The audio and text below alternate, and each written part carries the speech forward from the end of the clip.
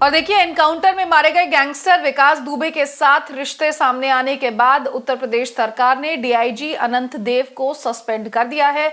उन्हें एसआईटी की सिफारिश पर सस्पेंड किया गया, जो इस मामले की जांच कर रही है। दुबे के रिश्ते आरोपी पुलिस जवान विनय तिवारी के साथ भी थे, जिसने उसे पुलिस रेड की जानकारी दी थी, जिसमें 8 पुलिस वाले मारे गए।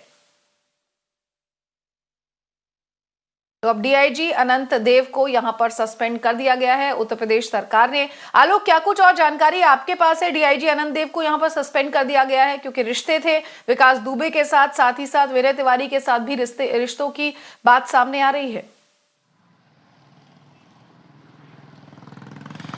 जी देखिए, अगर हम कहें तो अनंत देव के डायरेक्टली विकास दुबे के साथ कोई रिश्ते ऐसा सामने नहीं आया कि जिसमें उन्होंने डायरेक्टली उससे संपर्क किया हो या उसके साथ कोई उन्होंने कहीं मीटिंग वगैरह की हो। लेकिन ये है कि कहीं ना कहीं संरक्षण देने में जो कि विनय तिवारी बीच में मीडिएटर था, उसके द्वारा हो रहा था।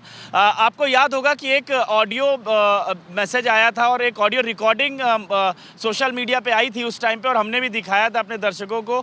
उस ऑडियो जो दिखाया था, जो सुनाया था ऑडियो रिकॉर्डिंग, उसमें विनय तिवारी जो कि इंचार्ज थे, इंस्पेक्टर इंचार्ज उस थाने के जहां पर ये कांड हुआ था, बिकरू का, जो 8 पुलिस वालों को मारा गया था, उसके उन्होंने ही वही जो विनय तिवारी थे उन्होंने ही पुलिस को बताया था। मतलब अगर हम कहें तो विकास दुबे को पहले इन्फॉर्मेशन दे दी थी कि ऐसा इनकाउंटर होने वाला है, तो उनको तो गिरफ्तार कर लिया गया था। लेकिन उस विनय तिवारी का एक ऑडियो रिकॉर्डिंग आया था जिसमें वो बात कर रहे थे, जो सीओ थे जिनकी डेथ हुई थी, और वो सीओ जो थे वो बात कर रहे थे जो उस समय के तत्कालीन, जिनको हम कहेंगे कि जो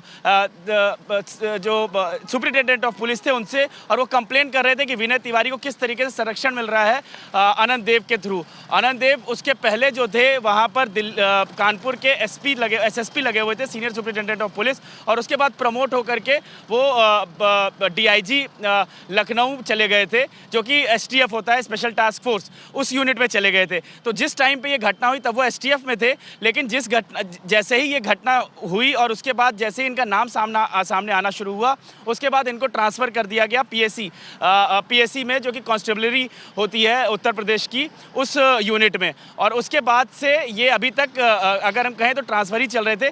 लेकिन अभी जो एसआईटी बनाई गई थी इस पूरे मामले की जाँच को लेकर के, उस एसआईटी ने एक रिपोर्ट उत्तर प्रदेश गवर्नमेंट को दिया और उसमें बताया कि लगभग 80 पुलिस ऑफिसर्स और कुछ प्रशासन के अधिकारी हैं जो कि कहीं ना कहीं उनकी संलिप्तता है विकास दुबे को संरक्षण देने में, या उसके साथ कहीं ना कहीं जुड़े हुए हैं। तो इसके कारण से इनके खिलाफ कार्रवाई होनी चाहिए, चाहे प्रशासनिक कार्रवाई हो या तो कोई पुलिस एक्शन होना चाहिए। उसी में ही अनंत देव का नाम भी था और उसी के तहत अनंत देव के खिलाफ ये कार्रवाई की गई है। अपने आप में बेहद अहम डेवलपमेंट है विकास दुबे के मामले को लेकर के, क्योंकि अनंत देव काफी प्रोमिनेंट अधिकारी माने जा रहे हैं, माना जाते हैं उत्तर प्रदेश पुलिस के।